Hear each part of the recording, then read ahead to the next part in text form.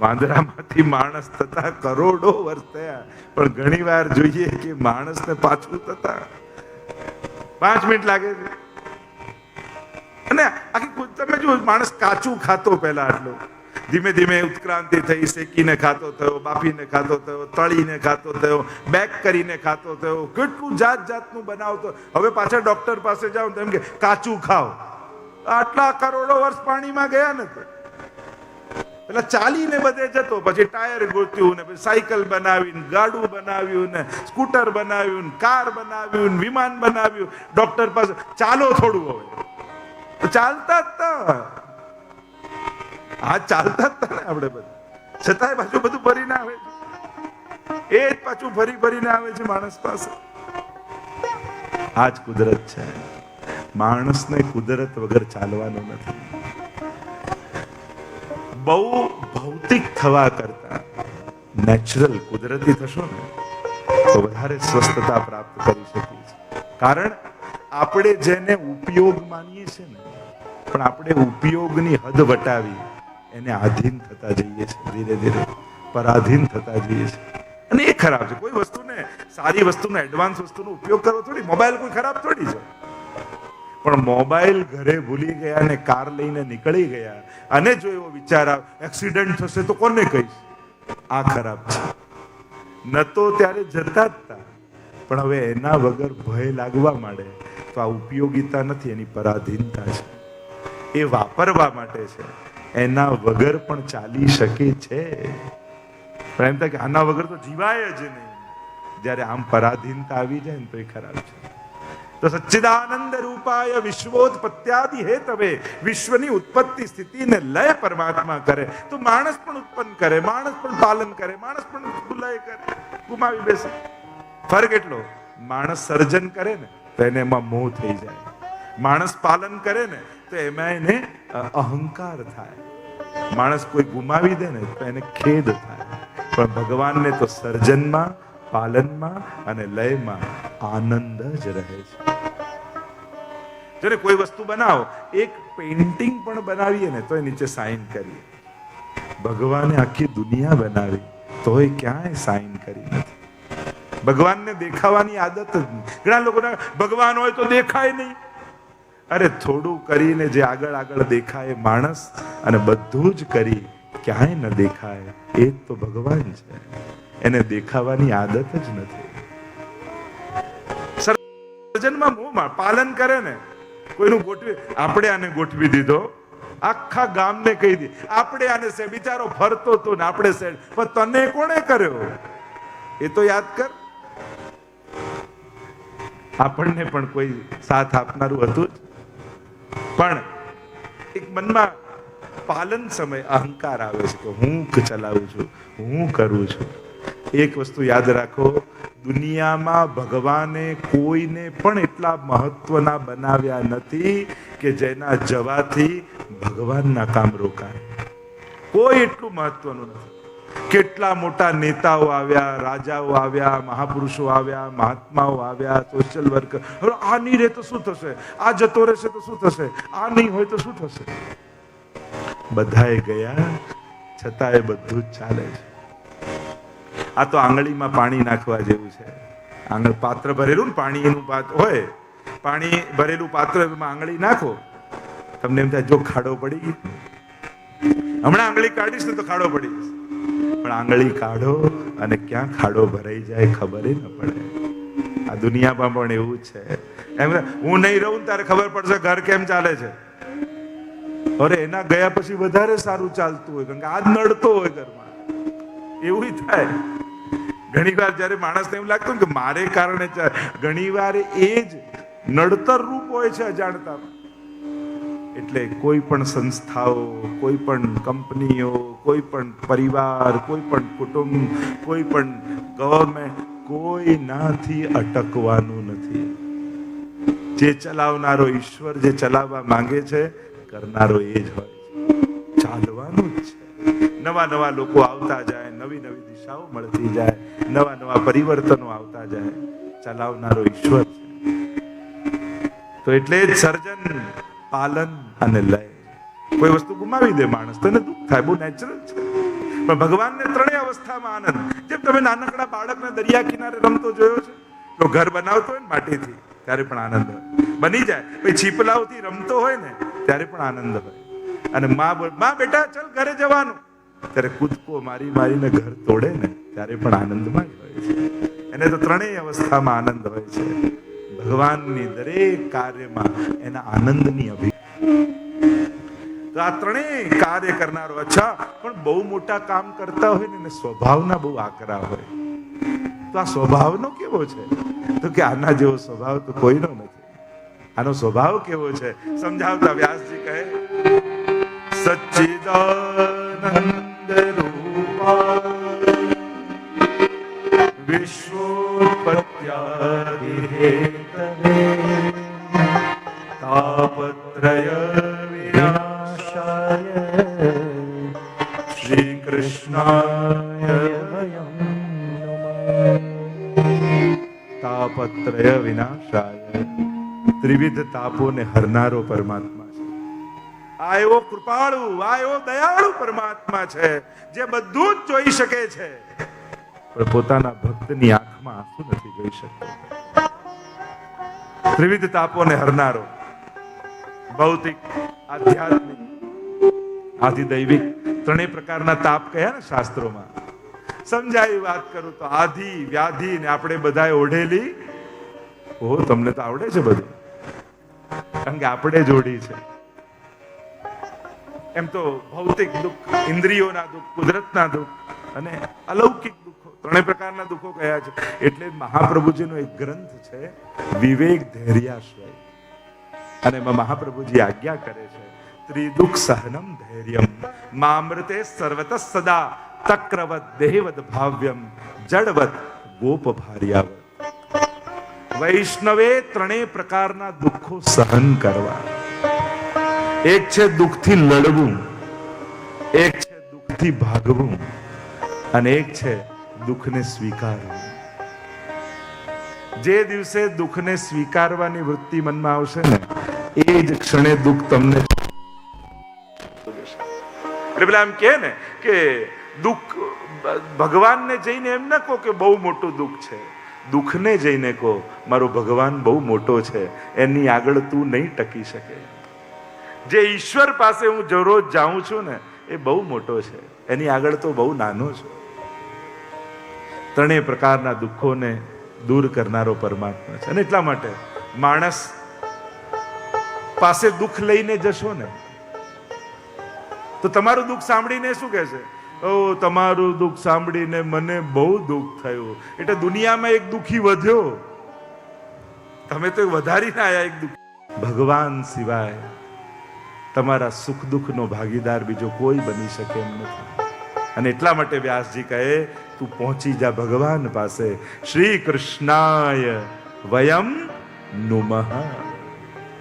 અમે કૃષ્ણની સ્તુતિ, નુમ ધાતુ સ્તુતિના અર્થમાં છે, અથવા નમન કરીએ છીએ, વંદન કરીએ છીએ ભગવાનને. કેમ? એક વસ્તુ મારી યાદ રાખજો, જેને પગે લાગવા જેવું છે એને નહીં લાગો ને, તો ન લાગવા જેવા લોકોને રોજ પગે પડવું પડશે. એટલે જેને લાગવા જેવું છે એને રોજ લાગો. સમર્થની શરણે નહીં જાઓ તો અસમર્થ વ્યક્તિઓ પાસે ફાફા મારવા પડશે. એ અસમર્થ છે, એ તારા દુઃખને નહીં હરી શકે. દુઃખને હરનારો પરમાત્મા છે.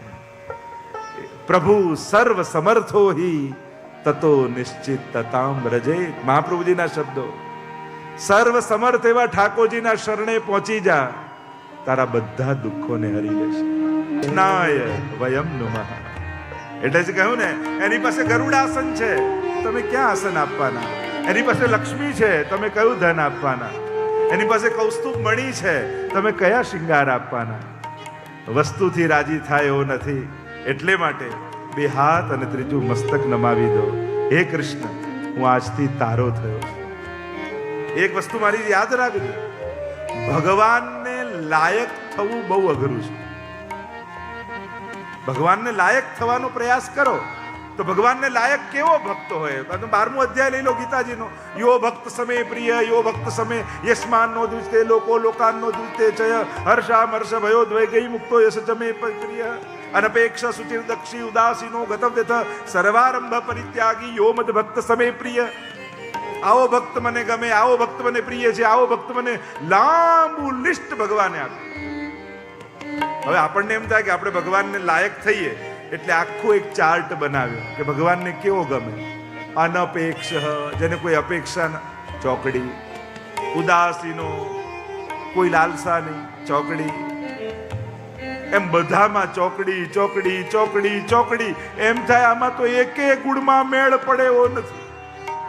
એમ થાય ને કે આખું લિસ્ટ બનાવીએ કે ભગવાનને કેવા ગુણ ગમે, આમાં તો એકે લિસ્ટ આખું બધામાં ચોકડી મારી, કોઈ ગુણમાં મેળ પડે એવો નથી. એટલે ભગવાનને લાયક થવું બહુ અઘરું છે, પણ ભગવાન ના થવું સાવ સહેલું છે. હું કથા દ્વારા તમને ભગવાનને લાયક બનાવવાની કોશિશ નહીં કરું, હું તો તમને ભગવાનનો બનાવવાની કોશિશ કરીશ કે હું જેવો છું હે કૃષ્ણ તારો છું. એવા ભગવાન શ્રી કૃષ્ણને અમે નમન કરીએ છીએ. પણ એક વસ્તુ યાદ રાખજો, નમન કરો તો એની નમક હલાલી પણ કરજો, વંદન કરો તો એની વફાદારી પણ રાખજો, પ્રણામ કરો તો એને પ્રામાણિક પણ રહેજો. આપણે વંદન તો કરીએ છીએ પણ વફાદારી કેટલી?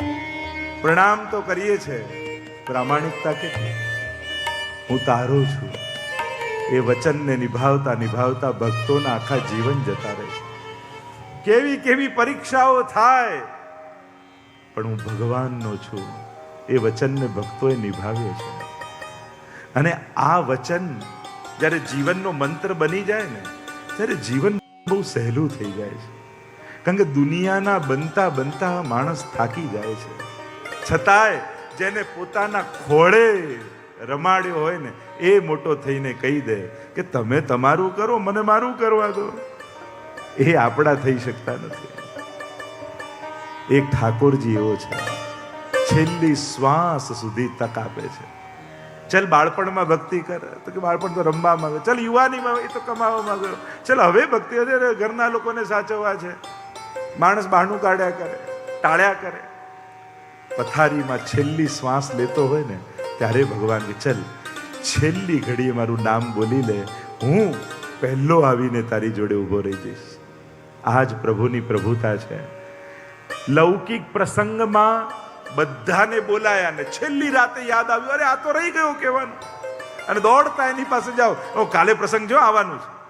હવે છેલ્લી યાદ આવીએ છે, આખા ગામને કંકોત્રી આપીને અમને કહેવા ના આવ્યા ને આપણે આટલા સંબંધ હજી સુધી કહેવાના, છેલ્લી રાતના કોણ આવે? નહીં આવું, જાઓ. છેલ્લે ગયા સ્વજનો પણ વળી ગયા, પણ છેલ્લે પ્રભુને પોકારશો ને તો એ પહેલો આવીને ઊભો રહેશે. પણ એક વસ્તુ યાદ રાખો, તમે માંગો ત્યારે એ આપે એ જરૂરી નથી, પણ તમને ખરેખર જરૂર હશે ને ત્યારે એ ચોક્કસ આપશે. કારણ કે આપણી જરૂરિયાત અને આપણી માંગમાં ઘણી વાર સમયનો બહુ ફરક હોય છે. આપણે માંગીએ ત્યારે છે કે જ્યારે હજી સામર્થ્યને આપણે ચકાસ્યું નથી હોતું આપણી જાતનું. એટલે ભગવાન કે હજી તારું સામર્થ્ય તને આપેલું છે, મહેનત કર. પણ ભગવાન જ્યારે ખરેખર જરૂર હોય ત્યારે આપે. દ્રૌપદી પેલું કહેતા કે ભગવાન શેરડી છોલતા હતા અને આંગળી કપાઈ ગઈ ભગવાનને, અને બધી આઠે પટરાણીઓ ચિથરું ગોતવા નીકળી કે બાંધીએ, અને દ્રૌપદીએ સાડી ચીરી અને ચિથરું લીધું ને બાંધી દીધું પ્રભુની આંગળીમાં. રાત્રિના સમયે રૂક્ષ્મણીજીની બાજુમાં બેઠા બેઠા પ્રભુ એ તાતણાઓ ગણે છે, 1 2 3, અને છેલ્લે ગણ્યું 999. રૂક્ષ્મણીજી હસવા લાગ્યા કે પ્રભુ આ શું ગણો છો? તમને નહીં ખબર પડે.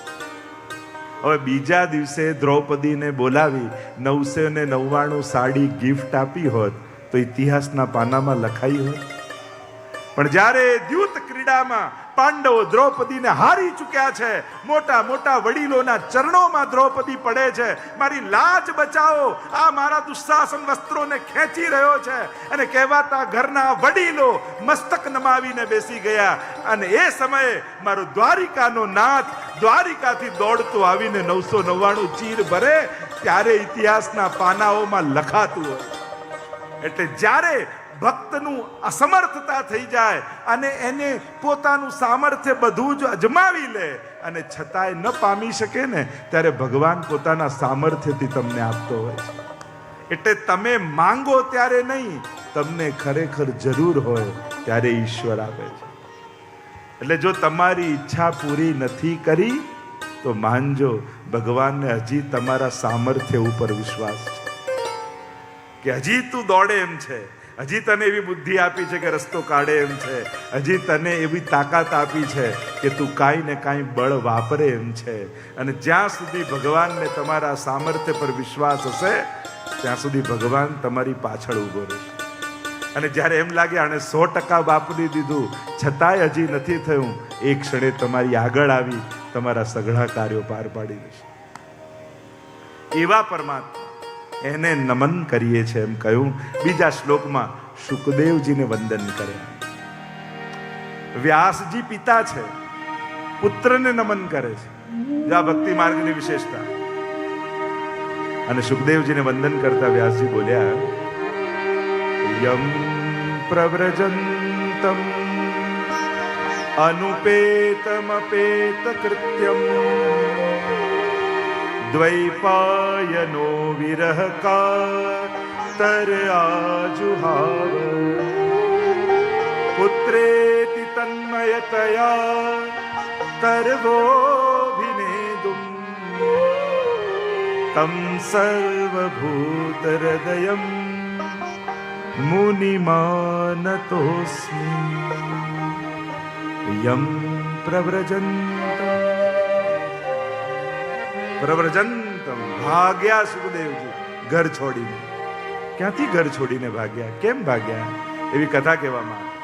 પાર્વતીજી આવ્યા મહાદેવજી પાસે, વિનંતી કરવા લાગ્યા કે આપ તો અજન્મા અને અમર મહાદેવ, હું આપની પત્ની અર્ધાંગિની. આપણા બંનેમાં આવો ભેદ કેમ કે મારે વારે ઘડીએ જન્મ અને મૃત્યુ લેવા પડે અને આપ અજન્મ અમર? દેવી, એનું કારણ છે હું નિત્ય ભગવાનની કથામૃતના પાન કરું છું, અને એટલે મારે વારે ઘડીએ જન્મ મૃત્યુના ચક્કરમાં પડવું નથી પડતું. હાથ જોડીને પાર્વતીજી કહે, હું પણ અર્ધાંગીની છું આપની, અડધો ભાગ તો મારોય લાગે, કૃપા કરો ને અમૃતનું મને પાન કરાવો. પ્રસન્ન થયા મહાદેવજી. આજે પાર્વતીજીને કથામૃત પાન કરવાની ઈચ્છા થઈ. એક વિશાળ વડનું વૃક્ષ હતું. મહાદેવજી બિરાજ્યા. પહેલી તાળી વગાડી, જેટલા પશુઓ હતા વનમાંથી જતા રહ્યા. બીજી તાળી વગાડી, જેટલા પક્ષીઓ હતા એ ઉડી ગયા. ત્રીજી તાળી વગાડી ને જેટલા જીવ જંતુ હતા એ પણ જતા રહ્યા. આખું સ્થળ નિર્જન બની ગયું. પાર્વતીજી બિરાજમાન થયા નીચે. મહાદેવજીએ કહ્યું, આ તો સમાધિ ભાષાની કથા છે, હું સમાધિમાં બેસીશ, પણ તમે સાંભળી રહ્યા છો એ મને ખબર પડે, એટલે હુંકારો આપતા રહેજો. મહાદેવજી સમાધિમાં બિરાજ્યા, ભાગવતનું ગાન કરવા લાગ્યા. અને વચ્ચે વચ્ચે પાર્વતીજી હુંકારો આપે છે. સમગ્ર સ્થળ નિર્જન તો થયું, પણ જે વૃક્ષની નીચે મહાદેવજી બેઠા હતા એની ઉપર એક સૂકી ઈંડું આપ્યું હતું પોપટે, અને એમાંથી બચ્ચું બહાર આવવાની તૈયારીમાં હતું. એટલે મા બાપ તો ઉડી ગયા, બચ્ચું ઉડવાના સામર્થ્યમાં નતું, હજી તો ઈંડું તૂટ્યું જ હતું. અને બચ્ચુએ મોઢું બહાર કાઢ્યું, એટલામાં જ કાનમાં ભાગવતના શ્લોકો પડ્યા. અને જ્યાં શ્લોકો પડ્યા કર્ણમાં, રોમ રોમમાં રોમાંચ થઈ ગયો. જાતને ધન્ય માનવા લાગ્યા કે મારા જેવું ભાગ્યશાળી કોણ? લોકો જીવનના અંત સમયમાં ભાગવત સાંભળે, હું તો એવો ભાગ્યશાળી છું, જન્મતાની પહેલી ક્ષણોમાં મને ભાગવત સાંભળવા મળી છે. કાન ફૂટ્યા અને કથા મળી, આનાથી મોટું સૌભાગ્ય શું હોય? બચ્ચું સામર્થ્યવાન થયું, નીકળ્યું ઈંડામાંથી અને કથામૃતનું પાન કરવા લાગ્યું. અને એવી કથા કહેવાય. કથા સાંભળતા સાંભળતા પાર્વતીજીને નિંદ્રા આવી ગઈ, નીંદ આવી ગઈ. અને એટલે કથામાં ઊંઘ આવે ને એમાં કાંઈ ચિંતા નહીં કરે, બહુ સહજ છે. ઊંઘ પલંગથી આવે કે શાંતિથી આવે? મનમાં શાંતિ હોય એનાથી ઊંઘ આવે કે પલંગથી આવે? શાંતિથી આવે. તો મનમાં કેવી શાંતિ કથામાં થાય કે આપણને બધાને આંખો મીચાઈ જાય, મન હળવું થઈ જાય, શાંત થઈ જાય. આ કથાનો જ પ્રભાવ છે. પાર્વતીજીને નિંદ્રા આવી. અને હું તો એટલે જ કહું ઘણી વાર કે કથામાં આવીને સૂજાવ ને તો એ ચિંતા નહીં કરે. કારણ કે કોઈ નાવ હોય, આ કિનારેથી પેલી કિનારે જતી હોય અને કોઈ નાવમાં બેસીને સૂઈ જાય તો એ નાવ પાર તો ઉતારે જ છે ને. એ તો કથા પંડાલ એ ભવપાર ઉતારવાની નૌકા છે. અહીંયા સૂઈ જશો તો એ કથા તમને પાર ઉતારશે. આ એવો નૌકા છે ભવપાર ઉતારવાની. ચિંતા થઈ શુકના બચ્ચાને કે અરે જો મહાદેવજીને ખબર પડશે કે સૂઈ ગયા છે તો કથા કહેવાનું બંધ કરી દેશે. યુક્તિ કરી. ઉડતું બચ્ચું ગયું, પાર્વતીજીના ખોળામાં બેસી ગયું. જે રીતે પાર્વતીજી ઉકારો આપતા હતા, પોપટનો સ્વભાવ હોય, સાંભળે બોલવા લાગે, એમ ઉકારો આપવા લાગે. મહાદેવજીને એમ થયું કે પાર્વતીજી સાંભળે છે. કથા વિરામ થયો, નેત્રો ખોલ્યા, જુએ તો પાર્વતીજી સૂતા છે અને સુખનું બચ્ચું કથા સાંભળી રહ્યું છે. અરે મારી આ દિવ્ય અને અલૌકિક કથા કોઈ અનધિકારીના હાથમાં ન જતી રહે. કાઢ્યું ત્રિશુલ, આગળ આગળ સુખનું બચ્ચું ઉડે અને પાછળ પાછળ મહાદેવજી ઉભો રે ઉભો રે ઉભો રે કરતા કરતા પાછળ દોડી રહ્યા છે. ઉડતું ઉડતું વ્યાસજીના આશ્રમમાં આવ્યું. સામ્યપ્રાશ આશ્રમનું નામ છે વ્યાસજી. અને વ્યાસ પત્નીએ બગાસું ખાતા હતા, એનું થયું કોઈ બિલ છે અને ભીતર પ્રવેશી ગયું. અને એટલું ભીતર ગયું કે ગર્ભમાં જતું રહ્યું છે. ત્યાં સુધીનું વર્ણન આવે. તેજ બદલાઈ ગયું વ્યાસ પત્નીનું. વ્યાસજીને થયું કે કોઈ દિવ્ય આત્માએ પ્રવેશ કર્યો છે. હાથ જોડીને વંદન કરે છે, આ બહાર પધારો. જ્યારે વિનંતી કરે ને અંદરથી એક જ અવાજ આવે, બહાર તો આવું, પણ એક શરત, ભગવાન અહીંયા આવે અને મને વચન આપે કે એમની માયા મને ક્યારે નહીં સતાવે તો બહાર આવું. મને ડર છે દુનિયામાં આવવાનો. શેનો ડર? કે ભગવાનની માયાનો. ક્યારે કોને લાગી જાય ખબર પડતી નથી. દૈવી એશા ગુણમય, દુરત્યયા તરવું દુષ્કર છે. 16 વર્ષ સુધી વ્યાસ પત્નીના ગર્ભમાં રહ્યા. ફરી કહ્યું, ભગવાન આવીને વચન આપે. ભગવાનને વ્યાસજીએ વિનંતી કરી. પરમાત્મા પધાર્યા, વચન આપ્યું કે સુખદેવ, તને મારી માયા ક્યારે નહીં સતાવે. વચન આપીને પરમાત્મા પધાર્યા અને ત્યાં જ સુખદેવજીનું પ્રાગટ્ય થયું. 16 વર્ષના સુખદેવજી જન્મતાની સાથે 16 વર્ષના થયા અને ઘર છોડીને ભાગ્યા. યમ પ્રવ્રજંતમ અનુપેતમ અપેત કૃત્યમ. યમ પ્રવ્રજંત, પ્રઉપસર્ગ, સંન્યાસ લઈને, વૈરાગ્ય ધારણ કરીને, અનુપેતમ અપેત કૃત્યમ. હજી જનોયાદી સંસ્કાર પણ જેના થયા નથી. કયું વિકાર હોય તો સંસ્કારની જરૂર પડે ને, અને તો કોઈ વિકાર જ નથી. કાંઈ પામવાની ઈચ્છા નથી. અપેત કૃત્યમ, કાંઈ કરવાની ઈચ્છા નથી. એવા સુખદેવજી. દરેક બ્રાહ્મણ હોય ને એની પાસે 4 ગાંઠ હોય, ચોટીમાં, પોથીમાં, ધોતીમાં અને જનોઈમાં. આ તો 4 ગાંઠોથી મુક્ત છે. નથી ચોટી, નથી પોથી, નથી ધોતી, નથી જનોઈ. દિશાઓ જ જેના અંબર છે. જ્યાં વિકાર જ નથી ત્યાં આવરણની જરૂર પણ નથી. વિકાર જ વસ્ત્રોનું કારણ છે ને. જે નિર્દોષ છે એને કયા વસ્ત્રો? નાના બાળકો કેવા ફરતા હોય, નિર્દોષ. આપણે એવા જ નિર્દોષ ભાવવાળા. યમ પ્રવ્રજંતમ અનુપેતમ અપેત કૃત્યમ દ્વૈપાયનો વિરહ કાતર આજુહાવ. વ્યાસજી પાછળ પાછળ, પુત્ર પુત્ર પુત્ર પુત્રેતિ તન્મયતયા તરવોભિનેદુ. પાછળ પાછળ વ્યાસજી દોડે છે. સુખદેવજીએ તો જવાબ ના આપ્યો. આજુબાજુ અનેક વૃક્ષો હતા.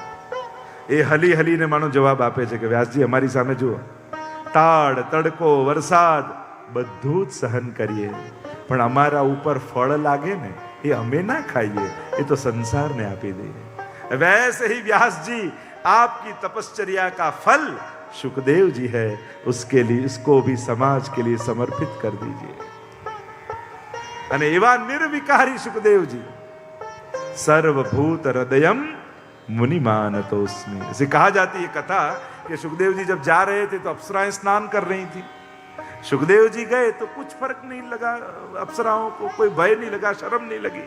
व्यास जी पीछे पीछे आए ना तो बाहर निकल के सभी ने वस्त्र पहन लिए. नाराज हुए व्यास जी, कह रहे ये क्या, मेरे 16 वर्ष का युवान बेटा यहां से गया तो आपको शर्म नहीं लगी, और मेरे जैसा बूढ़ा जा रहा है तो संकोच लग रहा है, शर्म लग रही है, यूं क्यों, ऐसा क्यों? કહ્યું અપ્સરાઓ ક્ષમા કરજો મહાત્મન, આપ ઘરડા છો પણ મનમાં અને બુદ્ધિમાં એટલો ભેદ તો છે કે આ પુરુષ છે ને આ સ્ત્રી છે. આપની બુદ્ધિમાં એટલો ભેદ તો ખરો, પણ આપના પુત્ર તો ઈશ્વર સિવાય બીજું કઈ જોતા જ નથી. એને તો કણ કણમાં કેવલ કૃષ્ણના દર્શન થાય છે. એવા મુનિ સુખદેવજીને અમે વંદન કરીએ છીએ.